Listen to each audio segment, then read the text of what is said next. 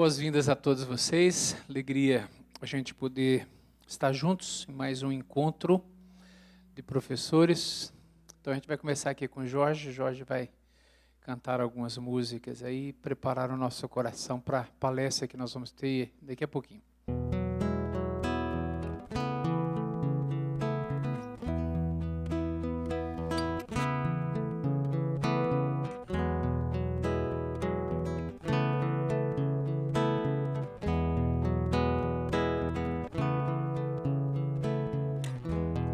Quão amáveis são os teus tabernáculos, Senhor dos exércitos.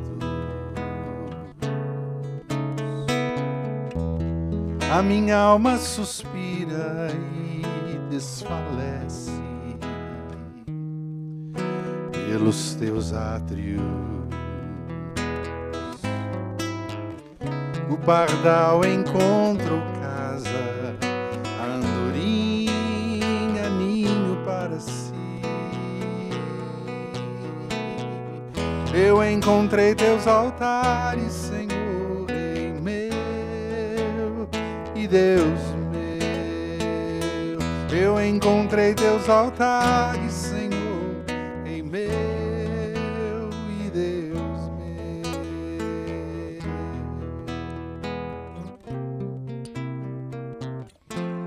Bem-aventurados aqueles que habitam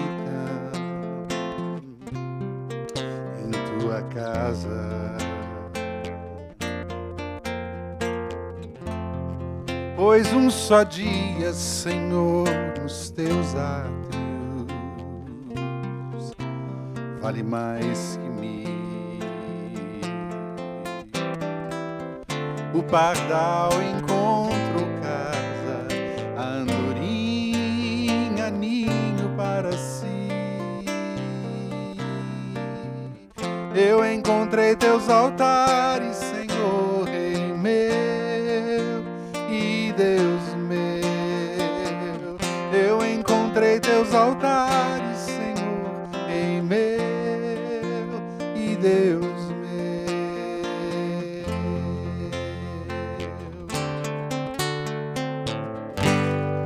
Pois o Senhor é sol e escudo, dá graça e glória. Não negará bem algum aos que vivem corretamente. O pardal encontrou casa, a andorinha ninho para si. Eu encontrei teus altares, Senhor, Rei meu e Deus meu. Eu encontrei teus altares, Senhor, Rei meu e Deus meu. Eu encontrei teus altares, Senhor, Rei meu e Deus meu.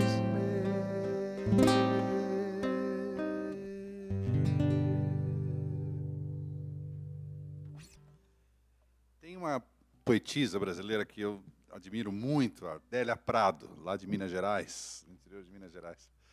E ela tem alguns versos que eu reputo como um dos mais lindos da literatura brasileira e repleto de espiritualidade. Ela diz assim: às vezes Deus me tira a poesia, então eu olho uma pedra e vejo uma pedra mesmo.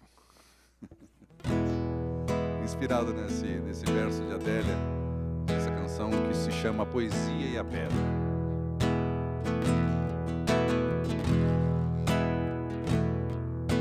Às vezes Deus me tira a poesia, e então o que era dia, o resto da alegria se cala com a noite.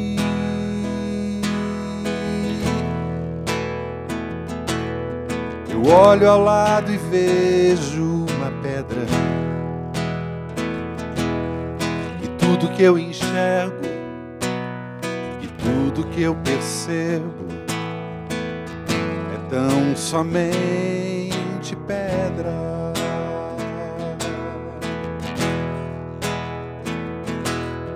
E quando a pedra é tão somente pedra, é forma sem herência, é pura aparência, e a vida inteira pausa.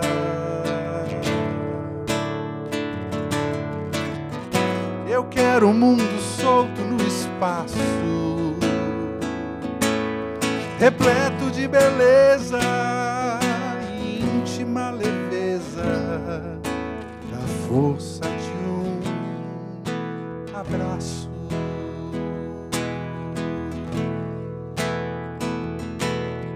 Às vezes Deus me tira a poesia, então o que era dia, o resto da alegria se cala com a noite.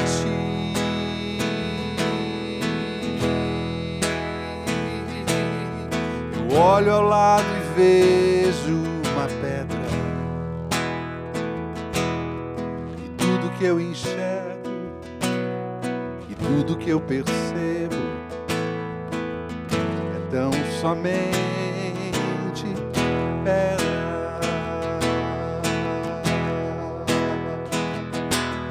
E quando a pedra é tão somente pedra,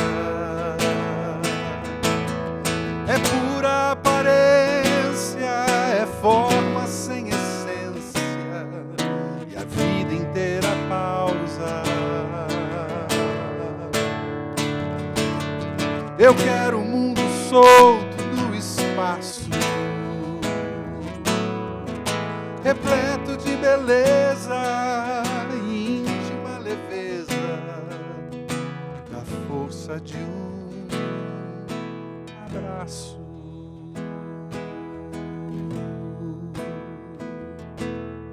Às vezes Deus me tira a poesia, então o que era dia, o resto da alegria se cala com a noite.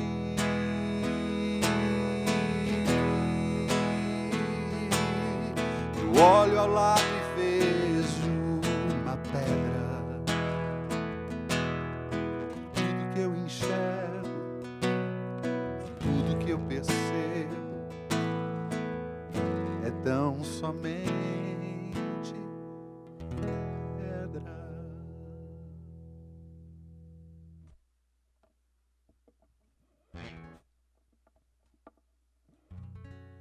Semana passada eu lancei um novo trabalho. Se vocês quiserem, tiverem lá as plataformas, Spotify, Deezer, todas essas modernidades, vocês podem encontrar o trabalho novo lá. Se você paga a mensalidade da plataforma, é gratuito, é só acessar. E a canção que dá título a esse novo trabalho chama-se Catedral do Dia. Eu vou fazer aqui para vocês, vou tentar lembrar a letra. É coisa fresca, a gente não acompanha a velocidade das coisas para memorizar, mas enfim.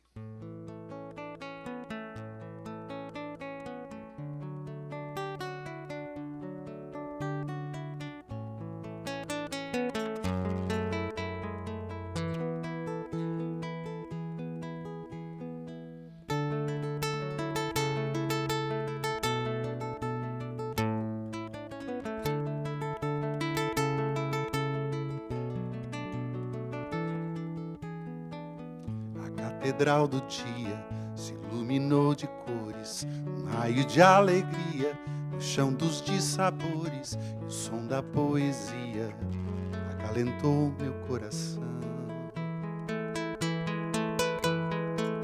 Pelos vitrais eu via o vulto das pessoas, a face que se erguia, um céu de coisas boas. Puxa vida, sabia que eu ia me esquecer. Som da poesia em forma doce de canção. É Deus quem nos convida a não ficar sozinhos, a dar e receber a mão, a descobrir caminhos, história repartida, a voz, a mesa, o vinho, o pão, e despertar do sono e semear paisagem e não temer a escuridão, e repensar o tempo, saborear o vento, a mais profunda oração. Amanheceu domingo, um dia ensolarado, eu ouço um hino antigo que vem do templo ao lado, e é como um velho amigo pra me falar de um tempo bom. É Deus quem nos convida a não ficar sozinhos, a dar e receber a mão, a descobrir caminhos, história repartida, a voz, a mesa, o vinho, o pão, e despertar do sono e semear paisagem e não temer a escuridão, e repensar o tempo, saborear o vento, a mais profunda oração. A catedral do dia se iluminou de cores, um raio de alegria, o chão dos dissabores e o som da poesia acalentou meu coração.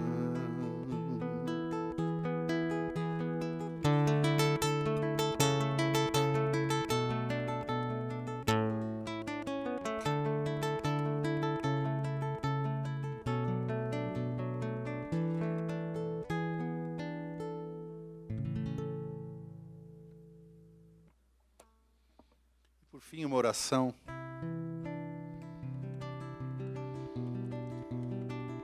sobre a paz.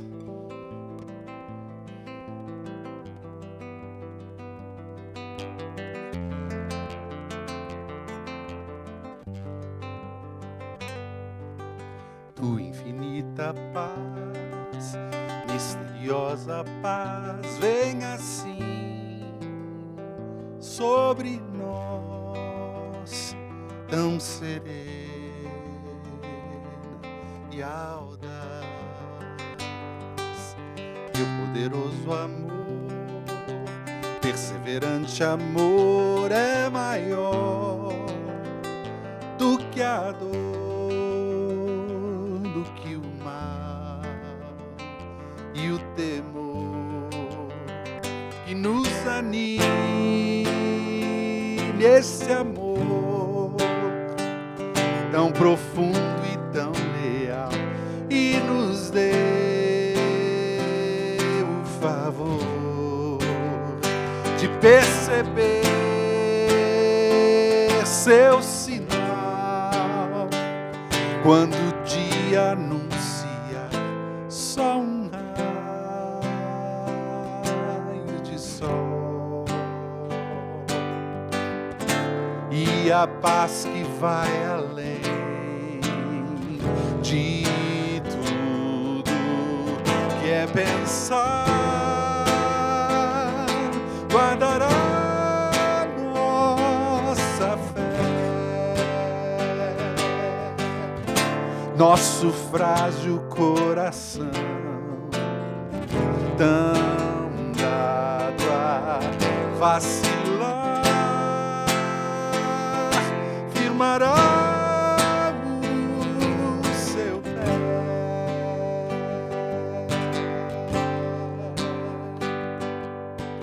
Tu infinita paz, misteriosa paz, vem assim sobre nós, tão sereno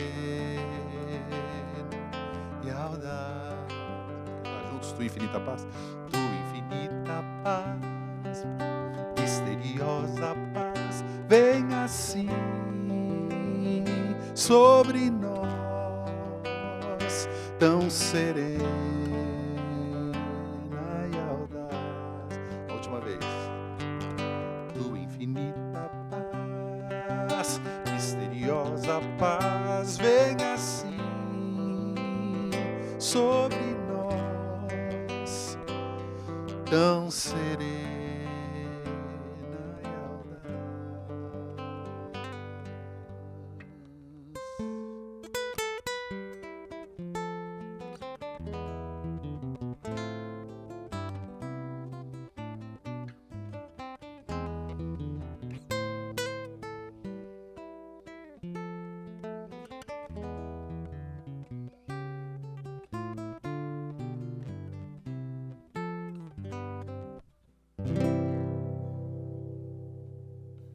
Essa paz que nós desejamos que venha sobre nós e calmando assim o nosso coração. Tão bom ouvir o Jorge cantar. Prepara o nosso coração e nos deixa em paz para a recepção da palestra que nós vamos ter agora. Reverendo Hermes Tem Maia, nosso professor, foi meu professor no seminário, foi meu professor no Jumper.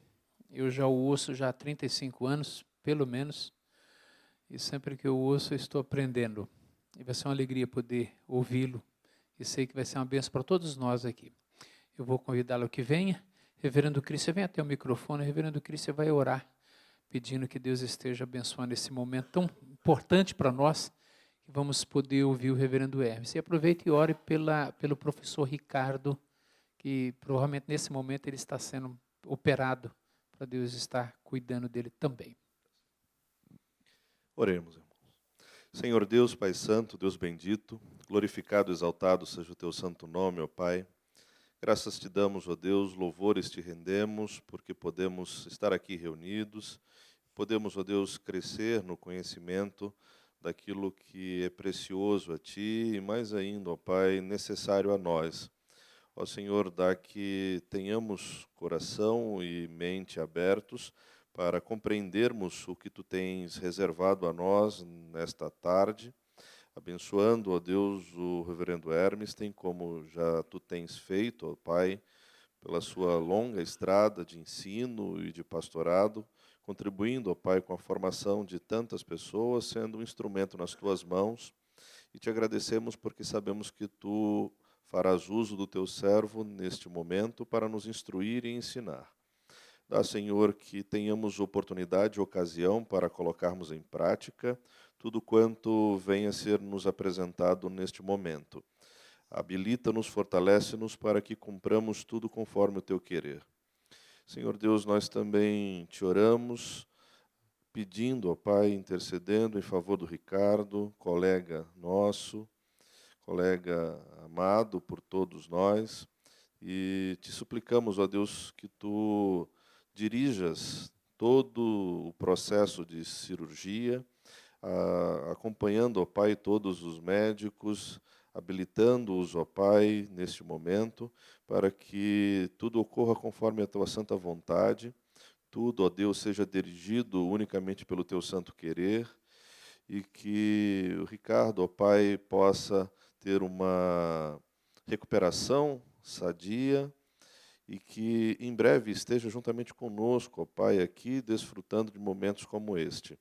Ó Pai, nós Te agradecemos pelo que Tu já tens feito na vida dele, pelo modo gracioso com o qual Tu tens sustentado a ele, e Te suplicamos, ó Pai, para que Tu continues a fazê-lo, abençoando, sustentando, e juntamente com ele, ó Pai, toda a sua família, sua esposa, seu filho, dando-lhe, ó Pai, sempre o sustentáculo que somente provém das Tuas mãos. Ó Pai, Te pedimos também que Tu abençoes especialmente cada um que aqui está presente, sustentando-nos, ó Deus, em todas as tarefas, fortalecendo-os e abençoando-nos, ó Pai, nos nossos lares, nas nossas atividades na universidade, nas nossas atividades eclesiásticas, enfim, em todas as tarefas que venhamos a desempenhá-las unicamente para o louvor da Tua glória. Por isso, ó Pai, nós oramos agradecidos em nome do nosso Redentor e Salvador Jesus Cristo. Amém. Meus irmãos, primeiramente eu quero agradecer ao reverendo Gildásio por me conceder esta honra de participar desta reunião com vocês. Semana passada ele me ligou e eu falei, reverendo, coincidentemente, a única quinta-feira que eu posso é essa. Justamente essa, eu fiquei muito feliz de poder estar aqui. Bom, eu propus o tema dentro da sua consulta sobre uma mente para a glória de Deus. Eu vou tentar resumir o resumo, eu tentei fazer o máximo possível de resumo, porque eu sei que o tempo é escasso e o assunto é um tanto extenso. E eu quero começar destacando aqui a palavra de um educador, de um pastor e de um filósofo. Educador Hughes. Os crentes são chamados por Deus para desenvolver suas mentes para o propósito da guerra intelectual, e o processo educacional provê um mecanismo-chave para ajudar o cristão comprometido que deseja obedecer esse mandado. Pego agora o John MacArthur, que é um teólogo e pastor. A capacidade de pensar clara e corretamente é uma bênção maravilhosa de Deus. E um filósofo, todos três são autores contemporâneos, William Craig. Nossas igrejas estão cheias de pessoas que são espiritualmente nascidas de novo, mas que ainda pensam como não cristãs. Nossas igrejas estão cheias de cristãos intelectualmente preguiçosos. É claro que ele se refere aos Estados Unidos, obviamente. Bom, comecemos então aqui.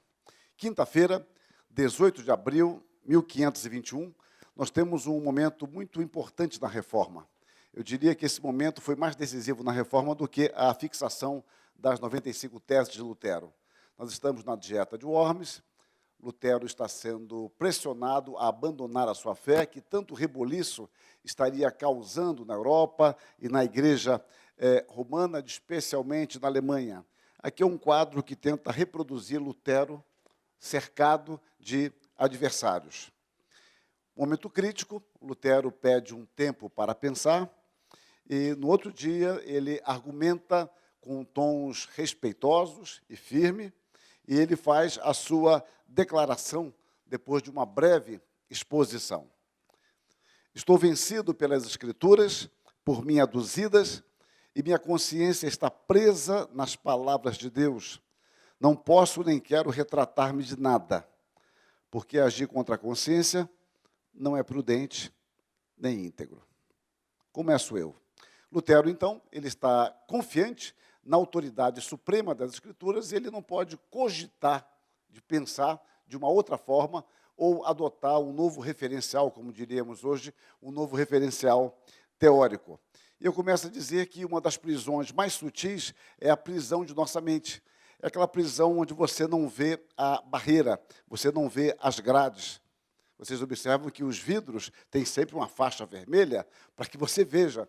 Era muito comum crianças baterem a testa naqueles vidros, porque eu mesmo já fiz isso, porque você não via o vidro, não observava que ali havia uma barreira. No campo intelectual não é diferente. E Paulo, então, ele está lidando com este problema e ele escreve aos Coríntios. Esse é meu texto base, embora eu vou ter que pular muita coisa, não vou poder expô-lo por causa do tempo, mas é o texto base nosso. Porque, embora andando na carne, não militamos segundo a carne, porque as armas da nossa milícia não são carnais, e sim poderosas em Deus para destruir fortalezas, anulando nós sofismas e toda altivez que se levante contra o conhecimento de Deus e levando cativo todo pensamento à obediência de Cristo. O ponto de contato desse texto com a minha palestra e a expressão de Lutero é a ideia de levar cativo todo pensamento à obediência de Cristo. A ideia de cativeiro está sendo usada positivamente e negativamente. Negativamente, no sentido de que a nossa mente pode ser cativa a uma estrutura mundana. E positivamente, no sentido que Paulo emprega de a nossa mente ser levada cativo a Cristo. Eu começo a destacar, negativamente, a prisão de nossa mente. Uma forma direcionada de pensar. Ela é prisioneira de determinados valores que nós nem sequer percebemos, porque esses valores parecem naturais, parecem ser o senso comum. E esses valores nos bombardeiam diariamente, confirmando o status quo, confirmando aquele tipo de ideia e apresentando resultados plausíveis, aparentemente, para nos conduzir àquela forma de pensar. E isso é fortalecido pelo meio no qual nós vivemos. Então, nós vivemos numa atmosfera de senso comum, então cremos que esta é a única forma possível de pensar. falta-nos, com frequência, um filtro adequado para poder analisar o que, de fato, é coerente, é consistente ou não. E nós vamos nos tornando cativos de uma estrutura de pensamento que nós não percebemos. E nós devemos observar, então, que o nosso pensar e agir são determinados pela maneira como nós vemos a realidade. A maneira como nós percebemos a realidade vai determinar os nossos sonhos, nossos objetivos e o nosso modus operandi. Isso vai trazer implicações, obviamente, em nossa relação com Deus, nossas relações sociais, nossas pressuposições, a nossa vida conjugal, criação de nossos filhos, como nós tratamos nossos irmãos, a forma como nós trabalhamos, como nós estudamos, como nós nos divertimos, etc. Tudo isso está implicado numa forma de pensar e de ler a realidade. Em nome, muitas vezes, de uma liberdade de pensamento, nós temos uma mente estruturalmente cativa. E aqui eu cortei bastante slides aqui, eu vou discutir pouco sobre isso, sobre o conflito de senhorio. Paulo trata de um conflito evidente de senhorio. Quem é o senhor de nossa mente e de nossa vida? Quais os valores nós priorizamos? A maneira de ver a realidade por si só já não nos diz a quem servimos? A maneira de perceber, ela não pode ser neutra. Ela já indica onde eu estou. A maneira como eu percebo já identifica um tipo de posição consciente ou não. E nós não escapamos disso. Diante das acusações, então, que os falsos mestres faziam a Paulo, ele vai nos dizer, embora andando segundo a carne, não militamos segundo a carne. Eu não vou ler novamente o texto todo. E aqui eu pulei alguns slides e caminho para a corrupção da mente. Paulo temia pelos coríntios, pela ação de Satanás por meio dos falsos profetas. E ele diz, mas receio que assim como a serpente enganou a Eva com a sua astúcia, a ideia aqui é de truque, eu sempre lembro aqueles rapazes que quando eu cheguei aqui no Mackenzie em 85, eu via muito no centro, com aquelas forminhas, que tinha uma bolinha dentro, ele queria você adivinhar onde está a bolinha. Eles eram mais ágeis do que a gente. Eu sempre lembro daquele fato, quando eu pego essa palavra aqui, panarguia, a ideia de astúcia. Satanás, ele enganou com a sua astúcia. Diz, assim, enganou a Eva com a sua astúcia, assim também sejam corrompidas as vossas mentes e se apartem da simplicidade e purezas devidas a Cristo. Satanás usa de astúcia, de manipulações, e Paulo toma como padrão a primeira tentação lá de Eva e depois de Adão. E ele fala aqui de afetar as nossas mentes, noema. Satanás, ele age obscurecendo a nossa mente. Nós achamos que Satanás está preocupado com gritinho, com pulinho. Ele está preocupado com estruturas de pensamento. A questão é muito curiosa. Nós, às vezes, ficamos pensando no sistema político e nos esquecemos da arte. O político não faz a arte. O político reflete o que a arte determina. É uma coisa muito curiosa isso. A política vem como reflexo. O político, ele olha o que está acontecendo e fala, eu vou seguir esse caminho. A ideologia dele é o seu umbigo. E o seu prazer é o seu ventre. Mas a arte é que determina. Satanás age em nossa mente. Satanás tem desígnios. Paulo fala, segundo Coríntios 2:11, nós não lhe ignoramos os desígnios. A ideia de desígnio está associada à ideia de estratégia. O caminho melhor para chegar a um objetivo.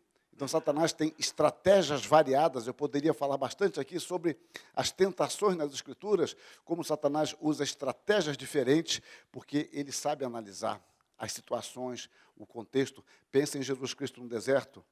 Pensem logo depois, Mateus, quando Pedro é exaltado em Mateus 16. Bem-aventurado é Simão Barjonas. Logo em seguida, Satanás usa Pedro para dizer a Jesus Cristo que o projeto eterno estava errado dele.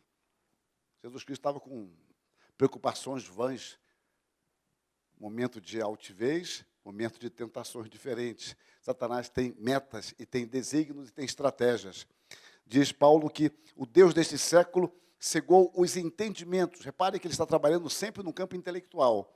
O Deus deste século cegou os entendimentos. A mesma palavra, noema, dos incrédulos, para que não lhes resplandeça a luz do Evangelho de Cristo.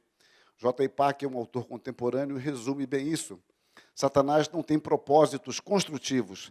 Suas táticas são simplesmente para contrariar Deus e destruir os homens, obscurecendo o nosso entendimento. E, na realidade, é possível, e creio que conhecemos bem isso, criar uma atmosfera contrária à fé cristã. A influência, ela está muito no ar. O Lucien Febvre já falava sobre isso. A influência, ela está no ar, é um clima. E você não percebe bem a força de um clima de ideias. E você pode criar uma atmosfera bastante forte contra a fé cristã, sem que você perceba, você está dentro desta atmosfera. Ter uma má vontade para com a verdade, uma estrutura de pensamento totalmente secularizada, onde não há lugar para Deus, valores e conceitos objetivos.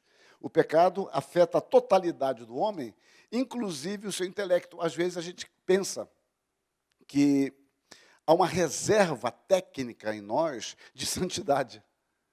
Por isso que as pessoas falam assim, não, se eu sentir no meu coração, eu não vou fazer. Porque ele crê que o seu coração é uma reserva que o pecado não afetou. Ele não leu certamente que o coração é enganoso. Né? Eu manipulava minha mãe com 6 anos. Quando eu não queria ir para a escola, eu fingia que ia dormir. Minha mãe é professora, toda minha família são professores. E minha mãe falava, tadinho, ele está dormindo. Deus sabe, se ele está dormindo, acho que é melhor não ir para a escola. E eu aprendi a manipular isso. Se eu estou com sono, não quero ir para a escola, Deus pode estar avisando. É uma forma muito sensível. Então, nós achamos, às vezes, que a reserva técnica é a emoção. Mas nós que somos da academia, podemos pensar que a reserva técnica é a nossa racionalidade.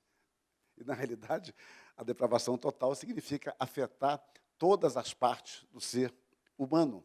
Então, assim, criamos um universo de valor privado, onde a verdade é de cada um dentro dos significados subjetivos e circunstanciais. Você perdeu as referências, a verdade é de cada um, então cada um tem seus valores e pronto. Vamos ficar brigando por causa disso. Cada um segue o que quer, faz o que quer, e você vai encontrar naqueles programas intelectuais da tarde, Luciana Gimenez, então você vai encontrar pessoas falando, olha, quem sou eu para julgar? Quer dizer, o imbecil não percebe que ele está julgando que não pode julgar. É uma coisa tão tola, e a gente aplaude lá, a plateia aplaude com as plaquinhas próprias, e a gente se diverte.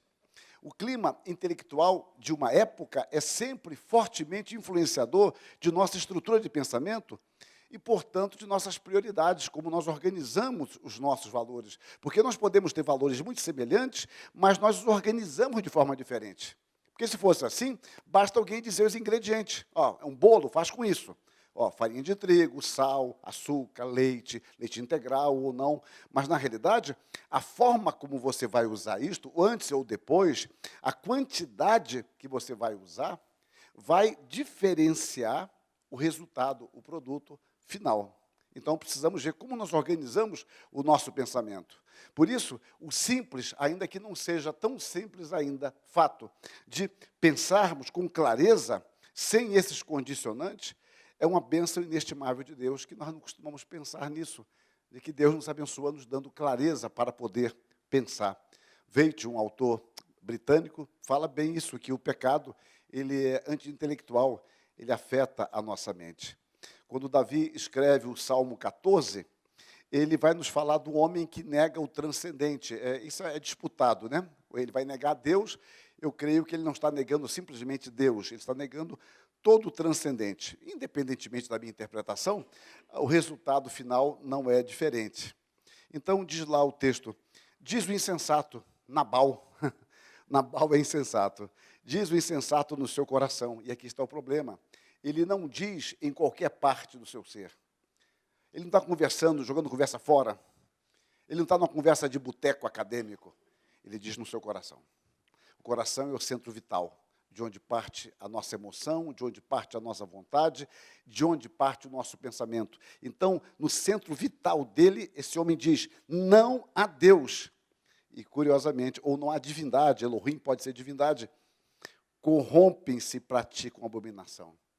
Observe uma decorrência de um ateísmo teórico e prático, já que ninguém é ateu teórico, todo ateísmo teórico termina em uma prática, vai haver uma corrupção e a prática da abominação.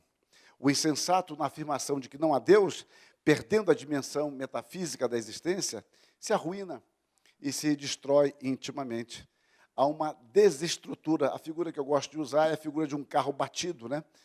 O carro, quando bate e perde a sua estrutura, ele nunca mais fica bom. Você pode pagar lá um ciborgue para esticar o carro, fica uma lata de sardinha. Não pega alinhamento, não pega balanceamento, não pega nada, porque a estrutura dele foi afetada. Como o homem foi criado à imagem de Deus, e foi criado para se relacionar com Deus, quando ele nega Deus conscientemente, passa a viver como se Deus não existisse, ele vai ter uma ruptura. E ele vai enfrentar uma questão séria epistemológica. E, consequentemente, a forma de organizar o seu pensamento vai sofrer danos também à sua lógica. Porque não adianta você ter uma lógica boa se você partir de pressupostos errados. Se eu tenho informações erradas, eu posso construir perfeitamente meu raciocínio, só que eu construí em cima de informações erradas. Se eu tivesse mais uma informação, não, peraí, então eu iria para outra direção. Mas o homem enfrenta um problema epistemológico e também lógico. A sua lógica está equivocada. Então, aqui nós vemos a perda da dimensão metafísica, não a Deus, vai ocasionar uma desestruturação intelectual. Essa desestruturação intelectual tem um efeito epistemológico, toda a sua forma de pensar e perceber a realidade. Isso também envolve uma deformação lógica, de organizar o seu pensamento a partir de fundamentos equivocados, e mais, isso vai ter uma implicação religiosa e ética. A palavra forte que o salmista diz é que corrompem-se. É uma corrupção geral. Daí a prática de abominações, que consistem em atos totalmente contrários à palavra de Deus. Eu pulo um capítulo, por isso que eu estou indo para o 5 já, porque eu estou pulando aqui embutidamente. Os ofícios de Cristo e a imagem de Deus no homem. O texto de Gênesis é bem conhecido. No princípio, criou Deus os céus e a terra. Eu pulo para o verso 28. Também disse Deus, façamos o homem a nossa imagem, conforme a nossa semelhança. Tenha ele domínio sobre os peixes do mar, sobre as aves dos céus, sobre os animais domésticos, sobre toda a terra e sobre todos os répteis que rastejam pela terra. Criou Deus, pois, o homem à sua imagem. A imagem de Deus o criou, homem e mulher os criou. O homem e mulher foram criados à imagem de Deus, e a palavra imagem não é usada acidentalmente. Homem e mulher revelam muito de Deus. Você pode achar muito bonito o Rio de Janeiro, como eu acho, olhando do Pão de Açúcar e ficando na Zona Sul apenas. É lindo o Rio de Janeiro, como o mini Rio, que é Florianópolis. Você pode achar lindo os Andes, magnífico. Você pode achar as cordilheiras dos Andes magníficas, andar ali durante minutos e minutos e achar tudo isso muito, muito bonito. Pode ir no Rio Grande do Sul ver o Grande Canyon, pode ir nas praias do Nordeste, mas você, em nada disso, tem tanto de Deus como no homem. E é difícil para mim isso, eu sei isso teoricamente, mas na prática é muito difícil entender que aquele homem que está pedindo dinheiro ali às 10h30 da noite com a plaquinha, aquele homem me fala mais de Deus do que tudo isso que eu mencionei há pouco. Porque somente o homem foi criado à imagem e semelhança dele. Somente o ser humano foi criado assim. Por isso, Deus se revela mais através do ser humano do que através da outra criação. Os termos imagem e semelhança são entendidos, ainda que não são perfeitamente sinônimos, mas a compreensão quase que única é que uma palavra reforça a outra, para dizer que ali nós temos uma verdadeira imagem de Deus. Diz o Cornelius Van Til, um pensador do início do século XX, o homem foi criado à imagem de Deus. Ele é, portanto, semelhante a Deus em todas as coisas nas quais uma criatura pode ser como Deus, guardadas as proporções. E o Hermann Bavinck, um dos maiores teólogos de todos os tempos, a essência da natureza humana é ser criado à imagem de Deus. Isso foi um ponto fundamental na Reforma, enquanto um pouco depois da Reforma, em 1637, Descartes valorizava a racionalidade do homem, a Reforma vai dizer que a grandeza do homem está no fato de ser a imagem de Deus. O que torna o homem homem e o que torna a mulher mulher é o fato de ser a imagem de Deus, que não é uma coisa colada, anexada. O homem não é uma parte dele. Ele é a imagem de Deus. Se ele não fosse imagem de Deus, se fosse possível perder essa imagem de Deus, ele deixaria de ser homem, deixaria de ser mulher. Então, ainda que como criaturas, nossa vida em todas as suas facetas deve refletir aspectos do caráter de Deus. Deus cria do nada. Nós, do nada, nada criamos. Contudo, nós remodelamos as formas, atribuindo sentido imaginativo e imitativo à criação. Você tenta imitar a criação. Você tenta criar um estofado vermelho como você encontra na natureza. Você tenta reproduzir uma luz como existe. Você, do sol, você tenta reproduzir o que Deus fez. Isso você está fazendo um trabalho de imitação. Você está copiando a Deus. Isso é próprio da imagem. Eu estou brincando com as palavras imaginativo, imitativo e imagem, porque as três palavras têm uma raiz comum. Somente nós, como imagem, podemos ter o senso imaginativo, como o de Deus, imitativo, e tentando construir uma imagem. O nosso trabalho, ele sempre encontrará o seu modelo em Deus. Deus é quem inspira o nosso trabalho, sempre. E Deus é que estabelece o parâmetro para ele, inclusive, o senso de beleza, já que o grande artista é Deus. Somente Deus é artista, com A maiúsculo. E encontramos em Êxodo: 6 dias trabalharás e farás toda a tua obra, porque em 6 dias fez o Senhor os céus e a terra, o mar e tudo que neles há. Repara a ideia de padrão: vocês não são a imagem de Deus, então farás como Deus assim o fez. Então as Escrituras atribuem a Cristo, e para mim isso aqui é vital na minha palestra, atribuem a Cristo 3 ofícios: profeta, sacerdote e rei. Mas nós somos a imagem de Deus. Jesus Cristo é o primogênito entre muitos irmãos. Jesus Cristo é o alvo, é a meta de todo cristão. O texto mais completo que eu posso usar sobre isso, e resumido, está em Hebreus 1, de 1 a 3, eu tentei dar cores diferentes ali. Havendo Deus outrora falado muitas vezes e de muitas maneiras aos pais pelos profetas, nesses últimos dias nos falou pelo Filho. Ele está falando do ofício profético de Jesus Cristo. A quem constituiu herdeiro de todas as coisas, pelo qual também fez o universo, ele que é o resplendor da sua glória e a expressão exata do seu ser, eu junto aqui agora, sustentando todas as coisas pela palavra do seu poder. Nós vemos aqui Jesus Cristo como rei. Depois de ter feito a purificação dos pecados, sacerdote, assentou-se à direita da majestade nas alturas. Vejamos como isso fica. Jesus Cristo e seus ofícios. Sacerdote, representa o seu povo diante de Deus. Jesus Cristo, como profeta, ele anuncia a vontade de Deus por meio da palavra. E Jesus Cristo, como rei, como Senhor, ele governa toda a realidade. E o que isso tem a ver conosco? Nós somos imagem de Deus. Vejamos, então. Qual é a responsabilidade do povo de Deus? Nós somos sacerdotes também. Nós nos aproximamos de Deus em oração e podemos interceder uns pelos outros. Isso foi um ponto fundamental da reforma protestante. Todo homem tem livre acesso a Deus sem precisar de intermediários humanos. Mas nós também somos profetas, temos a função profética, porque nós anunciamos a palavra de Deus, ensinando, exortando e consolando. Eu não preciso ser pastor nem presbítero para fazer isso. Nós somos chamados a anunciar a palavra, a aconselhar à luz da palavra, exortar à luz dessa palavra. E nós também somos reis, e isso afeta mais o nosso estudo. Gerenciando nossos talentos com responsabilidade e generosidade, visando a glória de Deus e o bem da sociedade. Nós governamos sobre isso. É um governo sempre concedido por Deus, é um governo sob Deus. Deus confia a nós talentos para que nós desempenhemos na sociedade para a sua glória e para o bem público, naquilo que nós fazemos. A nossa grande motivação é o fato de sermos criados à imagem de Deus e querermos usar o que Deus nos deu para a sua glória. Considerações finais. Eu sempre aviso, considerações finais é uma armadilha que eu crio há muitos anos.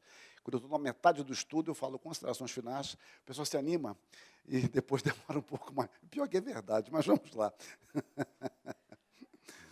Em agosto de 1541, Calvino, mesmo desejando permanecer em Estrasburgo, ele foi expulso, agora é convidado a voltar, e ele voltaria em prantos, é verdade, mas volta. E ele escreve a Farel, dizendo o seguinte: mas quando me lembro que não pertenço a mim mesmo, ofereço o meu coração apresentado como sacrifício ao Senhor.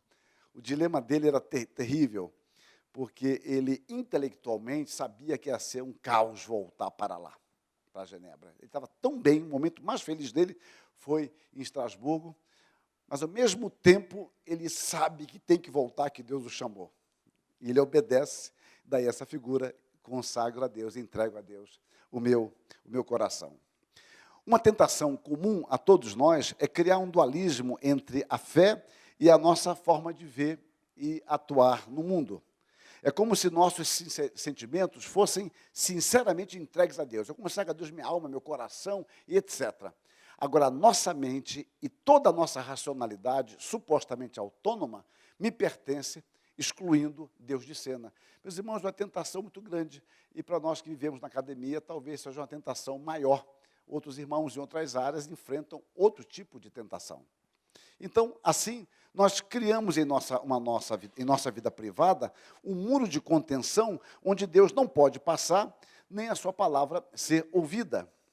Por trás dessa bem elaborada e tranquilizadora dicotomia, já que eu vou racionalizando isso para poder acalmar o meu espírito, por isso que eu coloquei de forma irônica tranquilizadora dicotomia, há um tipo de fé que seu proponente nem sequer desconfia.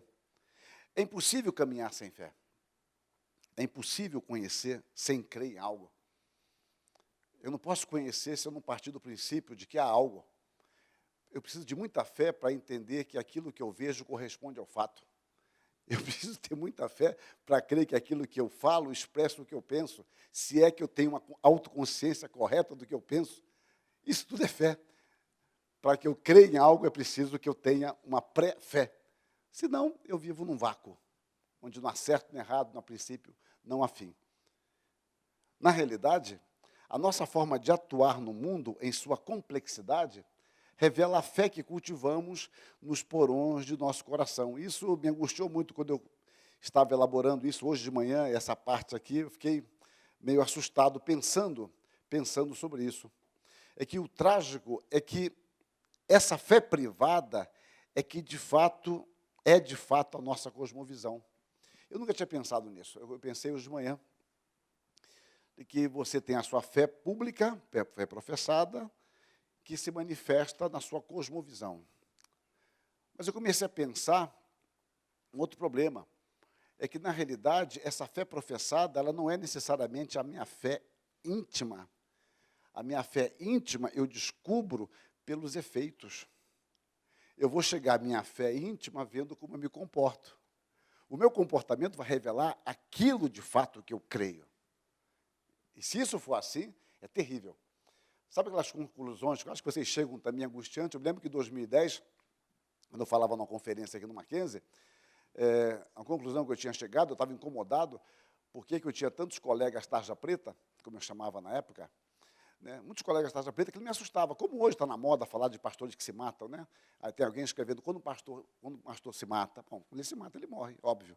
Mas, então, minha questão na época era essa, era por que isso? E eu cheguei a uma terceira categoria que até hoje me acompanha e que me incomoda. Eu acho que todos vocês têm isso, né? Tem coisas que vocês concluem e gostam de concluir. E tem coisas que a gente conclui e não gosta. O que eu cheguei na época, a conclusão, não me agrada até hoje, mas é o que eu creio. E o que eu cheguei à conclusão hoje, que eu não sei se vou continuar pensando dessa forma, me incomoda. A conclusão que eu cheguei é que eu rompi com o dualismo. Eu sempre trabalhei com a tese, que é muito comum, de que você prega e você procura viver. O problema é quando você prega e não vive. Bom, eu resolvi isso de uma forma. Ninguém prega o que vive, ninguém prega o que vive, porque há um hiato aí. Nós somos pecadores, mas nós procuramos viver o que pregamos. Bom, aí sim. Todos nós, se você se acomodar nisso, aí está equivocado. Por isso que você, às vezes, nós como pastores, você prega para a igreja, mas está pregando para você. Porque antes de um tu, há um eu, né? Antes de eu pregar para você, eu estou pregando para mim. E tem dia que é terrível pregar por causa disso, porque é terrível para você. Mas, na época, eu cheguei à conclusão que havia uma terceira categoria. Não é que eu prego e não vivo, eu não creio mais no que eu prego. Aí você fica doido, tarja preta. Não tem jeito. Se você não crê mais naquilo que você prega, aí você vai ficar louco. Mais cedo ou mais tarde você vai adoecer. Essa é a minha leitura. É como aqui agora. O trágico é que essa fé privada, que eu estou chamando provisoriamente de fé privada, que é de fato a nossa cosmovisão. O reinado de Cristo envolve toda a criação, todos os poderes e todas as áreas de nossa existência. Deus é Deus. Portanto, somente Ele tem todo o poder, somente Ele é Deus. Ele reina sobre todas as coisas e sobre cada coisa em particular. Às vezes a gente pensa assim, Deus reina sobre todas as coisas. Muito bem, mas Ele reina sobre as particularidades do real. Ah, Deus é o Senhor da história, mas é o Senhor das circunstâncias. Então, você não pode se perder olhando apenas a floresta e não olhar as árvores, ou pegar as árvores e perder a dimensão da floresta. Por isso mesmo, o seu reinado tem também um sentido intelectual, levar todo o pensamento à obediência de Cristo. E um perigo para nós cristãos é simplesmente não usar a nossa mente. A nossa conversão a Deus envolve o homem todo, envolve a nossa mente, uma nova maneira de perceber a realidade, vendo o real como de fato é, ainda que não exaustivamente, porque eu conheço o real, eu não posso explorar isso aqui agora, mas eu conheço por mediações. Todo conhecimento nosso é um conhecimento imediato. Só Deus que conhece as coisas imediatamente, porque Deus tem as coisas diante de si, porque Ele as criou e preserva. Mas eu dependo da audição, do olfato, do tato, da visão. E se eu estiver com febre, toda a minha forma de conhecer, ela já é afetada. Nosso coração e mente, então, precisam ser convertidos ao Senhor. Deus deseja que o amemos e o sirvamos também com a nossa inteligência. Amarás o Senhor teu Deus de todo o teu coração, cardia, de toda a tua alma, psique, e de todo o teu entendimento, dianoia. Este é o grande primeiro mandamento. Então, quando nós deixamos de amar a Deus, servindo bem, com o uso de nossa inteligência, nós não estamos amando a Deus como devemos. O nosso testemunho, então, exige o uso abalizado de nossa inteligência. A rejeição de um racionalismo autônomo, que deve ser feita, sem dúvida, cujo único referencial seria um eu pensante, uma ego-referência, apelidada por Kant, por exemplo, de maioridade no iluminismo, não significa o abandono da racionalidade, da compreensão e transmissão da mensagem do Evangelho. Indicando a responsabilidade que temos de consagrar nossas mentes ao serviço de Deus, eu sempre, quando leio isso aqui, isso me angustia. O Charles Habib Malek, filósofo, diplomata cristão de origem libanesa, ele foi falar na inauguração do Billy Graham Center, lá no Wheaton College, isso em 1980. Olha o que ele disse. Devo ser franco com vocês. O maior perigo que o cristianismo evangélico americano, claro, americano, tá? Então, fiquemos tranquilos, enfrenta é o anti-intelectualismo. A mente compreendida em suas maiores e mais profundas faculdades não tem recebido suficiente atenção. No entanto, a educação intelectual não ocorre sem uma profunda imersão por alguns anos na história do pensamento e do espírito. Aqueles que estão com pressa de saírem da faculdade e começarem a ganhar dinheiro, ou a servir na igreja, ou a pregar o evangelho, não têm ideia do valor infinito de se gastar anos conversando com as maiores mentes e almas do passado, desenvolvendo, afiando e ampliando o seu poder de pensamento. O resultado é que a arena do pensamento criativo é abandonada e entregue ao inimigo. Quem entre os acadêmicos evangélicos pode enfrentar os grandes pensadores seculares em seus próprios termos acadêmicos? Quem entre os acadêmicos evangélicos é citado pelas maiores autoridades seculares como fonte normativa em história, filosofia, psicologia, sociologia ou política? O modo evangélico de pensar teria a menor chance de se tornar dominante nas grandes universidades da Europa e América, que moldam toda a nossa civilização com o seu espírito e suas ideias? Por uma maior eficácia no testemunho de Jesus Cristo, assim como pela sua própria causa. Os evangélicos não podem se dar ao luxo de viver na periferia da existência intelectual responsável. É claro que há muito mais coisa do que ele está dizendo. Há o preconceito, há o policiamento, eu sei disso. Mas é um alerta muito importante para nós. O que me alivia é que você é nos Estados Unidos. Eu sou brasileiro, então estou livre. Cerca de 20 anos antes, em 1963, Blamires, na sua obra clássica Mente Cristã, ele disse que não existe mais uma mente cristã. Infelizmente, a mente cristã sucumbiu à deriva secular com um grau de fraqueza e de falta de coragem sem paralelo na história do cristianismo. Como um ser pensante, o cristão moderno já sucumbiu à secularização. Me alivia também porque ele é britânico. Mesmo sabendo da real necessidade que temos da sabedoria espiritual concedida por Deus, isso não significa que devamos abdicar de nossa capacidade de pensar conforme Deus nos concedeu. O pensamento e a fé devem andar juntos, sempre juntos, porque não são antagônicos. Nós não vivemos num mundo de aparências, como pensava, por exemplo, Platão lá na República. A realidade é acessível e Deus deseja que a conheçamos. O mundo real foi revelado a nós. Deus nos concedeu meios para conhecê-lo dentro de um palco maravilhoso da sua glória, revelado na criação. Não vivemos num mundo de imagens, mas de realidade, por mais desagradável que essa possa se configurar a nós em determinadas circunstâncias. No entanto, nós precisamos pensar, nós precisamos refletir a respeito. Não basta ler, é preciso refletir. Embora hoje eu estou feliz se alguém lê. A coisa está tão difícil, se ler eu estou satisfeito. Mas eu estou propondo aqui um pouco mais além. Refletir. O que me faz pensar que o caminho para a compreensão das coisas é um pensar intenso, humilde e submisso a Deus. Nem sempre as coisas se mostram a nós de forma clara e evidente. Nós não temos resposta para todas as coisas, não conseguimos entender. Pode ser claro até para alguém, o nosso companheiro, mas para mim não é naquele momento. Precisamos, então, pensar a respeito.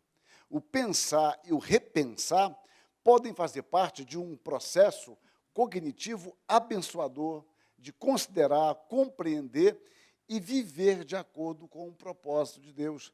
Então, muitas vezes, o pensar não basta. É preciso que eu pense sobre o meu pensamento. É como uma revisão, né? Você faz uma revisão de aula, você revisa, e você, na última hora, vai ver que tem uma coisa errada. Pensar e repensar sobre aquilo que nos parece, muitas vezes, óbvio. Desta forma, a avaliação cristã de todas as coisas deverá ser crítica e construtiva. A cosmovisão do ser pensante, por mais apaixonante e intensa que seja, não pode estar acima de uma avaliação. Porque o problema é quando nós gostamos de algo. Quando eu gosto de algo, meu senso crítico diminui. Quando eu olhei meu genro, olha, o senso crítico foi uma beleza. Minha nora não, é diferente. Estou entendendo a ilustração. O senso crítico, se eu fosse uma mulher, talvez eu falasse ao contrário, professor. Meu genro é um homem santo. Minha nora, roubando meu filho. Bom, o que estou querendo dizer é que o gostar ou não gostar faz olhar diferente. Essa música que está tocando agora é miserável e horrorosa, porque ela rivaliza comigo. Entende? O nosso gostar determina muito isso. Uma tentação para nós é sacrificar princípios que consideramos absolutos, os relativizando a fim de sermos aceitos pelos nossos pares ou nos considerar atualizados. Porque a solidão de ideias é muito ruim. Eu lembro que, quando eu, na minha juventude, gostava de ler o Erich Fromm, e ele falando nos anos 40, nos Estados Unidos, onde ele fugiu de Hitler, né? Que os jovens não gostavam de estar na ponta. Os jovens brilhantes tiravam nota menor para ficar no meio do grupão. Porque tirar 10 era destaque. É melhor tirar 8, 7,5, por ali. Porque, de qualquer forma, a ideia de solidão não nos agrada. É melhor estar em companhia, junto com os outros. O problema é que os viúvos intelectuais de hoje foram, em geral, casados com a moda de ontem. É muito interessante isso.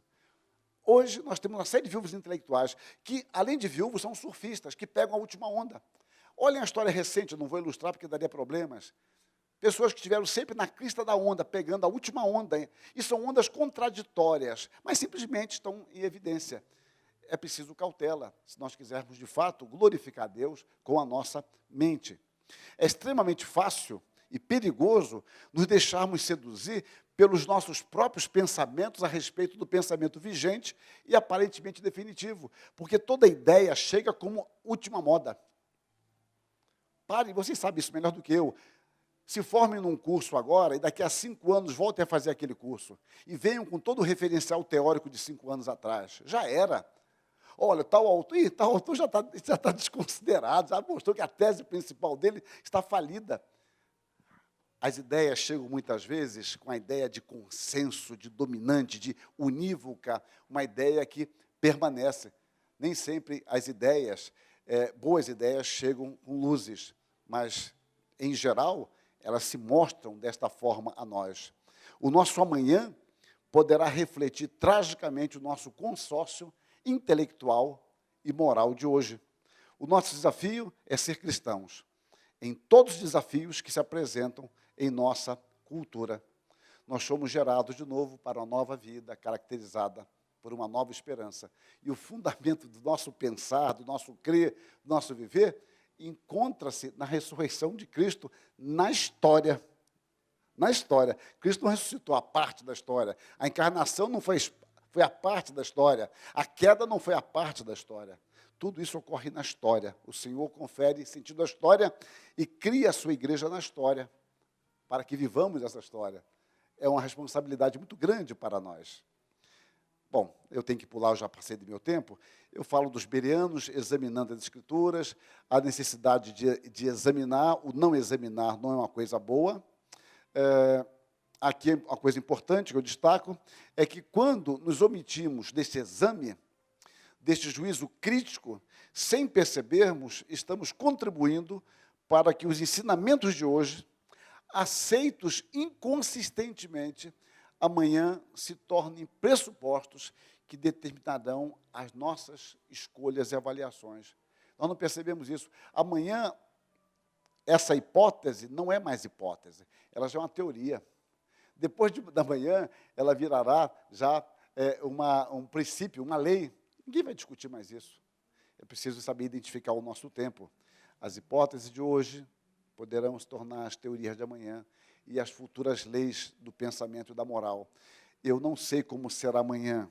O ontem já passou. A nossa responsabilidade é agora, aonde Deus nos mandar e onde Deus nos colocar. Então, neste caso, já estarão acima de qualquer suspeita e discussão, porque elas se tornaram verdade. Eu tenho que andar um pouco mais aqui para concluir. O homem não é medida de todas as coisas, tal. Eu quero chegar num ponto aqui do versículo bíblico. Assim, eu destaco que não temos saída aqui. Todo absoluto envolve antíteses. O cristianismo, ele é antitético. O cristianismo não é sintético, ele não é inclusivista. Ele não é inclusivo, não adianta dizer que ele fazer sínteses. Quem crê está salvo, quem não crê está condenado. Eu posso não gostar dessa mensagem, mas ela é bastante clara. Bom, assim, e esse texto é muito importante.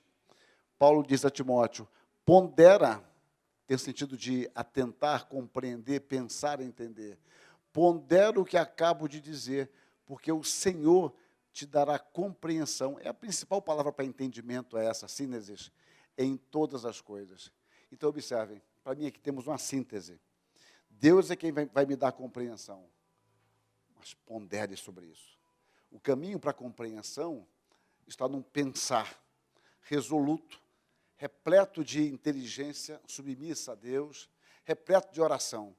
Quem vai me dar conhecimento é Deus, mas Deus me manda pensar sobre isso. É nesse sentido que Paulo instrui. Eu acabo aqui, eu tinha mais uns 15 slides, mas nada sério, então eu termino aqui porque vocês precisam lanchar e ter aula das 6h30.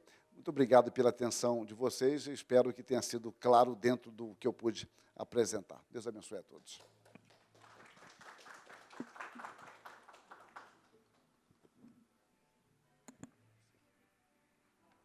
Nós podemos fazer aí algumas perguntas, se você quiser ter a oportunidade de perguntar, tirar alguma dúvida ou dar uma contribuição àquilo que o reverendo Hermes expôs. Fique à vontade. Professor Nizam, vem aqui e fala no microfone só por causa da gravação. Reverendo, muito obrigado pela excelente aula. E realmente o entendimento é algo que só Deus pode nos dar, né? Outro dia, eu lendo o Daniel, e ele lá lendo Jeremias, ele diz, eu entendi. Ele diz com toda a clareza, né? Eu entendi que nosso cativeiro seria de 70 anos. Quantas vezes ele já devia ter lido aquele texto, né? E, de repente, entendeu. Eu acho que obrigado pela mensagem, obrigado pela aula, que eu acho que o entendimento é algo diário, porque como as coisas de Deus são perenes, a gente vai entender na hora que as circunstâncias nos esclarecem, né? E essa é uma coisa que me assusta um pouquinho, principalmente quando a gente começa a ver o mundo de hoje, com toda essa velocidade, parece que o tempo está sendo encurtado, né? Em um mês acontecem coisas que levariam anos para acontecer. E aí a gente tenta entender que a palavra de Deus, que no final dos tempos, os tempos seriam colapsados, encurtados. Então, muito obrigado, irmão, para a gente... Muito bem, meu irmão. Eu não pude citar aqui o Salmo 119, o salmista dizendo que ele é mais sábio do que seus mestres, porque Deus lhe dá sabedoria, e a sabedoria partia do fato de que ele meditava na palavra de Deus, e Deus é quem dá, é isso mesmo. E sobre Daniel tem um livro magnífico de um autor luterano, britânico, contemporâneo, que é De Todo o Teu Entendimento. O nome do livro é esse, De Todo o Teu Entendimento, analisando por que Daniel era mais sábio do que os magos da Babilônia. E o motivo é que a estrutura de pensamento dele era diferente. É um livro magnífico, do Gene Eduardo Veit Jr., De Todo o Teu Entendimento, Cultura Cristã, São Paulo, 2006, eu acho.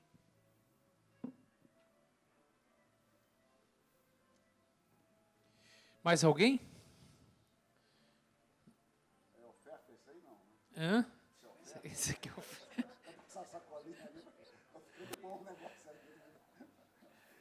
Colocou? Preencheu. Uma pergunta aqui, é isso?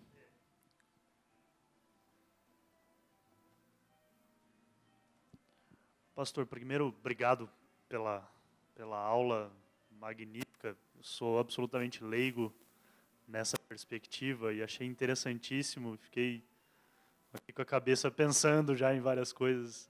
E apenas uma coisa que me surgiu como uma dúvida no momento em que o reverendo falou com relação à fé, e usou até essa expressão, fé privada e fé pública. Achei sensacional essa percepção, mas me trouxe, acho que na aula completa ali, talvez o senhor fosse passar por isso.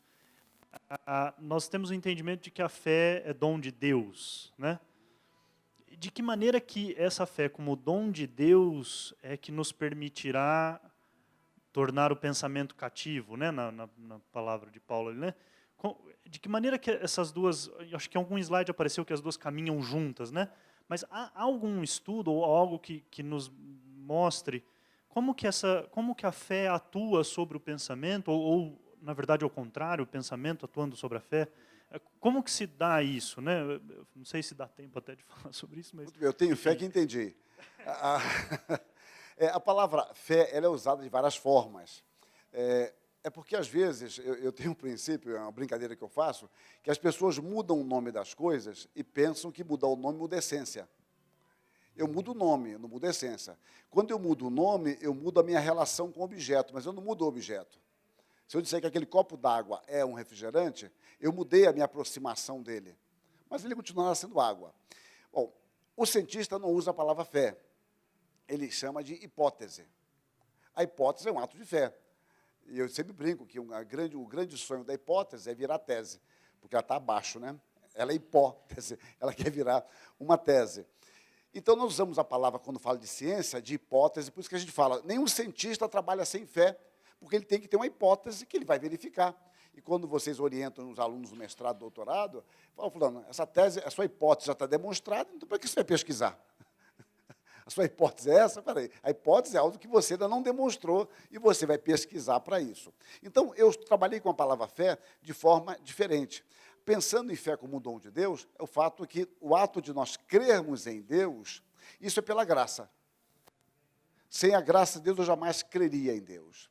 Agora, eu trouxe um livro para sortear, eu devia ter trazido esse meu último, penúltimo livro, que é justamente isso, a fé como boa obra e a boa obra da fé. É uma discussão justamente sobre isso, que a fé é uma boa obra do Espírito, mas essa fé, ela se materializa em nossa cotidianidade. Ela se materializa numa relação vertical com Deus e horizontal. E uma palavra bíblica para isso é a palavra piedade, que para nós é uma palavra meio gosmenta, né? Piedade, o cara é choroso, enjoado, que só ele. E a piedade bíblica começa, diz Paulo, em casa, cuidando da sua mãe. Paulo fala isso a Timóteo, olha, cuida da sua mãe e da sua avó. A piedade começa ali. Então, essa fé, que é um dom de Deus, ela não é irracional, porque aí é uma armadilha que criam para nós. A fé é racional ou irracional? Quem disse que só existem essas duas categorias? Ela é suprarracional, é uma terceira categoria. Ela tem elementos de racionalidade, mas só que a razão não dá conta de esgotá-la. Mas eu creio no absurdo. Não, a questão não é essa. Nós temos elementos. Toda a pregação bíblica, quando Lucas escreve o Evangelho, ele vai mostrar quem era o governante, quem dominava aqui e acolá, para dizer, olha, isso aconteceu assim.